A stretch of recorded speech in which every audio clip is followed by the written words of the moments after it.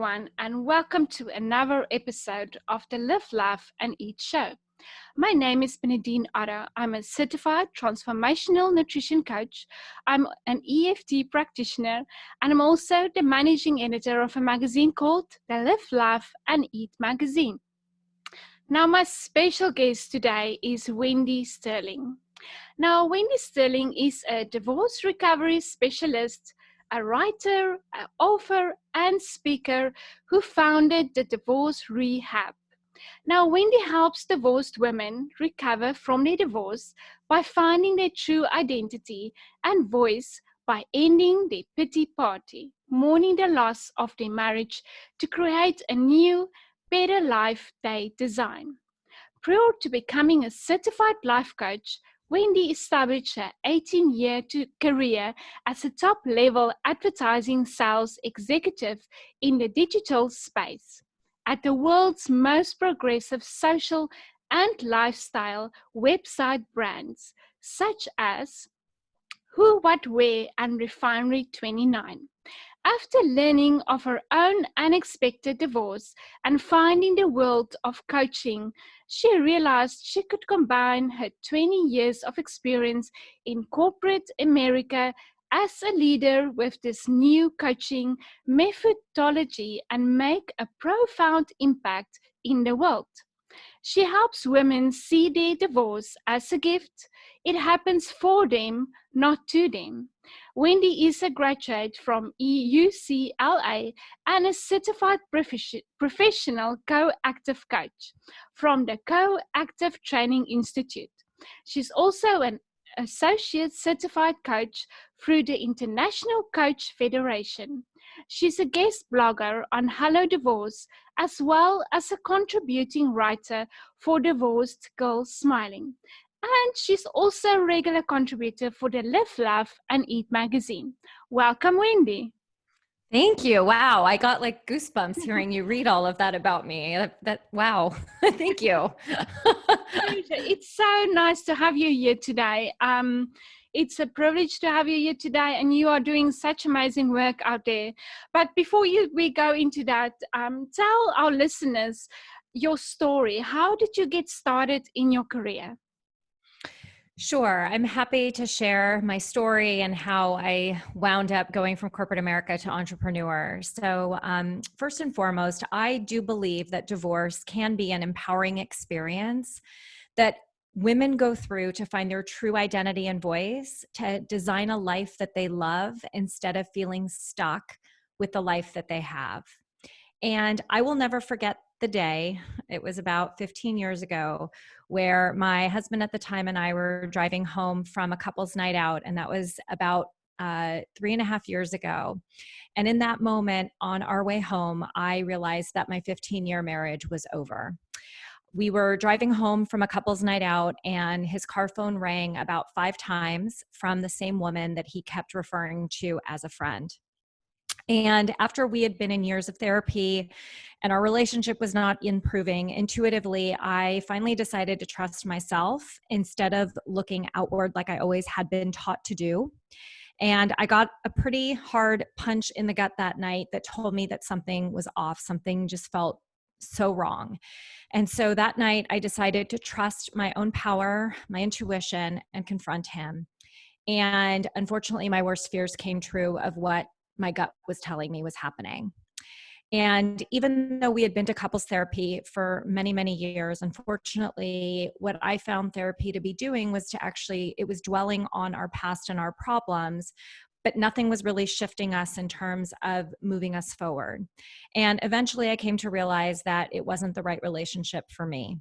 And at the time, I was also in corporate America. I had built an incredible 18-year career, working in advertising sales for branded content, prestigious brands. I loved the brands that I worked with, but my heart wasn't in it anymore. And for the first time in my life, I coincided with wanting to take a stand for myself and what I truly wanted and what my intuition was telling me, which was asking for a divorce and deciding that I was going to leave corporate America. I just didn't know what that was going to look like.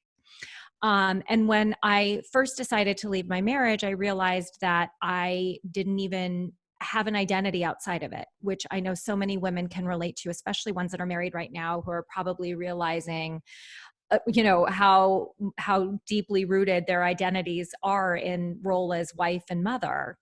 And when I was growing up, I grew up in a very traditional home where I was always taught that you sit pretty, you're a girl, you sit pretty, you listen, and you agree with what other people tell you you should be saying or doing. And what I ended up doing was really bringing that into my marriage. But yet in corporate America, I had my own voice, I had my own identity. So it was this interesting dichotomy that I was coming up against. But I knew that I only saw my identity through my husband at the time. And so when I decided to take a stand and ask for a divorce, I knew that it was time for me to look myself in the mirror and start creating my own life. And, as the universe would have it, I was searching on Facebook one day and I saw a post from a friend of mine who had a booming law practice, and she left it to become a career transition coach for other women. Women who in the middle of their life had decided that they wanted to try something new. And that's kind of where I was. So I reached out to her just to get information about what she was doing now. And 3 hours later, I enrolled in her same program. And it was amazing because when I walked into that training room, I moved forward in my emotional state faster in 2.5 days than I had the entire 8 months before. And so I knew that there was something special. There was something different that therapy wasn't giving me, but coaching did. And it was one of those moments again where I felt that gut reaction of like, there's something to this, because I was learning to be a coach and I was healing the trauma and the shame and the fear and the sadness that was associated with my divorce. So I took the next year while I was still working in corporate America and started transitioning and transforming my life.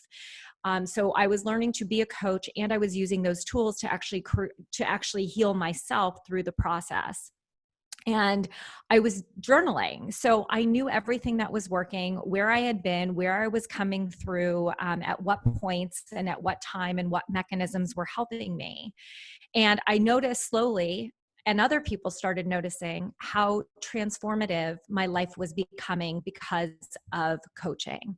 And so what I decided to do was to leave corporate America and actually become some sort of life coach for women who are going through divorce. And the more I started thinking about it, the more I realized that it was my calling, that it was what I was meant to do, that my divorce, as you said, was happening for me and not to me, that I was being called forward to be the example for so many other women to see what's possible. Because in a year, I got through all of the emotions of my divorce.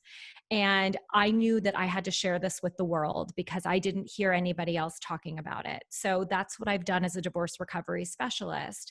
And I guide my clients through the process of really reclaiming their voice and identity to start transforming their life.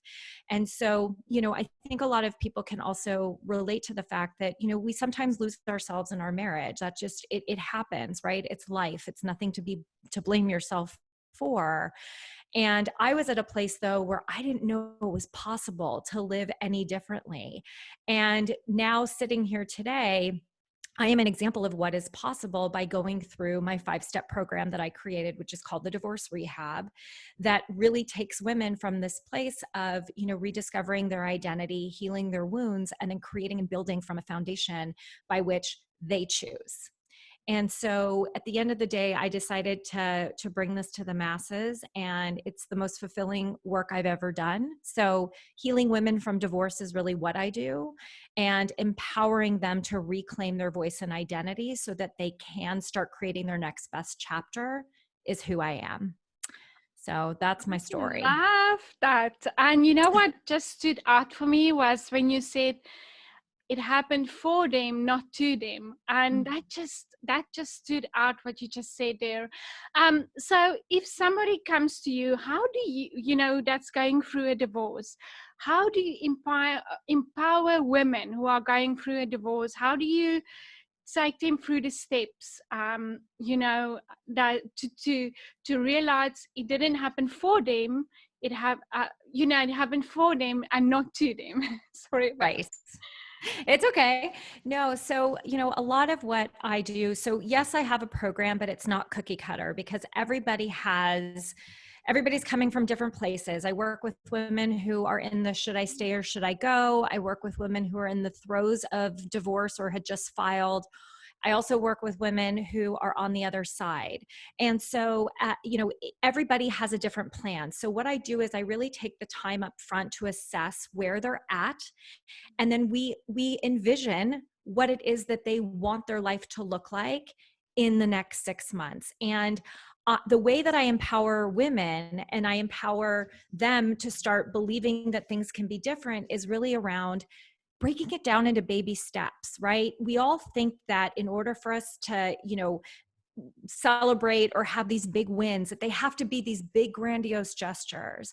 And when I start breaking things down for them in smaller steps, they start realizing how much more attainable it is to get through the emotions. And part of that is also empowering them to feel whatever comes up, to really sink into the emotions, to be vulnerable, which is a strength. And until they're able to really sink into what is going on and putting a name to it, they're giving it power, right? So in order for them to take their power back, they really have to own their emotions, and they have to start living for the future instead of living constantly in the past, which is what we do, right? As human beings, we act based on how we've seen life or what we've been told based on our past. So as a life coach, we focus a lot on the now to future. What do you envision? What do you want? Where do you want to be? What do you want your life to look like? And we design that. And then together we create a plan to get them there. And we celebrate. I am a big celebrator. I am all about empowering my clients to figure out how it is that they are going to pat themselves on the back, to really acknowledge themselves for the progress that they're making, because it's all the little steps that add up to make big changes. I love that because, I think, I mean, I don't have experience, in divorce, but I can just, you know, from your standpoint, or any women that are going through that, it is an emotional thing. It's a big emotional thing to go through, and to get over with. How do you help women who feel that it's their fault? Maybe they say, maybe if I just did this right, or maybe just did this thing. How do you bring them to say, it's not your fault, let's look at it more deeper, if that makes sense?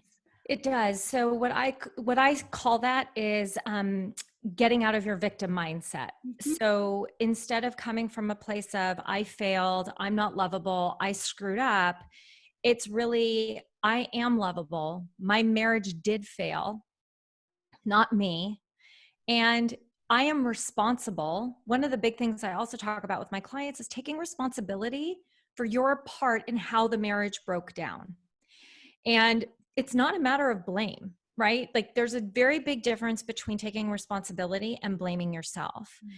By taking responsibility, it takes two people to make a marriage work, not one, two. Mm-hmm. And yes, my ex-husband was unfaithful to me, and he made a choice that he gets to live with for the rest of his life. I don't. However, I do take responsibility for how it was that I contributed to why our marriage was in such a bad place. Now, the choice he made is on him, right? Mm-hmm. But I did play a role. And you can sit there and have your pity party as much as you want. And honestly, that's why I dislike a lot of Facebook groups out there, because that's all this is. My pity party is better than yours. It's competing over whose pity party is worse than the other. There's never any compassion and empathy. And that's why people stay stuck. It's why people stay in a victim mindset instead of learning how to come from an ownership perspective, owning that your marriage doesn't, or your divorce, right, doesn't define you. There's lessons, there's beautiful lessons, and I call them silver linings in divorce. And trust me, I am not a proponent. Nobody walks into their wedding day going, man, I hope I get divorced, or like, that's not even on your mind. Yeah. However, should that be the decision that you come to, then I want you to see how it is that it can be actually a really powerful experience that wakes you up and allows you to start living your life. It doesn't matter how old you are, but own your life, take ownership back, and get out of the woe is me mindset, because it's not going to take you anywhere. And candidly, not a lot of people are going to want to stick around and hang out with you. Yeah, I love that. Just what you said, I think some women, when they go through divorce, they just stop living, they don't want to live anymore. And I love what you do, how you empower women. And I love you saying the silver lining. I love that. Now, you also have a program, the Divorce Rehab Program. Tell us a little bit about this program, and tell us a little bit, how will women benefit from this program?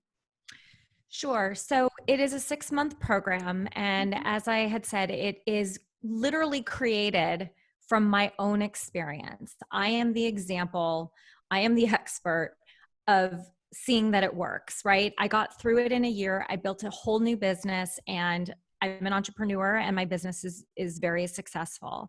I take clients through it in, again, what makes it so successful and what works for them is that I customize it for their needs. But the formula is the same. It's just that everybody comes in a different place or with different wounds, but the formula still works. So the process, there's some tools that we do up front that I learned from my coaching certification program that work really well, that I bring into our coaching almost every single session. So there's some work that's done up front that is meant to sort of lay the foundation work for the program.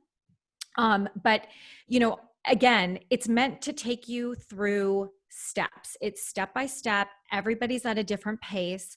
There's no judgment, and it's really, it kind of brings up something that I'm also very vocal about, which is, I don't believe for divorce that online programs work if you are really in a bad place. Yeah. And the one-on-one element to my coaching program, so it's all one-on-one coaching. So you get me on the phone twice a month.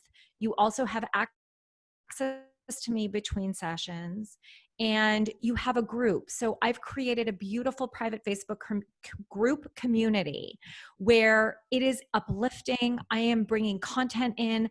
I'm having friends who are experts in different areas that relate to their life, who are coming in and sharing their knowledge. And it's really about giving them hope, right? Letting me be the inspiration for what is possible, but also shining light in the dark places that they have in their minds, right? It's just like all of our muscles in our body. You go to the gym, you don't start with the 20-pound weights, you start with the 5-pound weights, right? Yeah. And the mind is the same way. So I work on it like you would at the gym, right? It's in smaller steps so that it gets stronger. So then as you move through the program, we can start doing bigger things. But we have to start small to get you to that place. And the other piece of my program that I'll say that is also unique is that, I bring tough love. I bring tough love and accountability. And it's not that I'm here to hurt people's feelings, but I'm not looking to be your friend. Our friends keep us stuck. I am going to tell you what comes up. My intuition is a huge gift. And I'm going to tell you what I'm hearing you not say. And I always ask permission, but it's kind of like the elephant in the room. I talk about the elephant in the room on the phone with my clients. I love that. Because there's no other way you're going to get through it. And your friends I love my friends. My friends and family were amazing support system, but they weren't moving me anywhere because all I kept hearing from them was, oh, it's going to be okay. It's his loss. You'll get over it. Just in a year, you're going to look back and think. And it was like, I can't even think about a year, you're not even in that place. And so community is a really big aspect of my program as well. And with that in mind, I don't let just anybody into my program because I'm really protective of creating that environment where everybody feels safe, everybody can be vulnerable, everybody meshes, personalities mesh. So it's not everybody gets to come into the program. So it's definitely one that I protect, and I'm very, you know, I know right away. That's why I ask people to do calls with me, because I know right away if I think that they're going to be a fit for my program or not.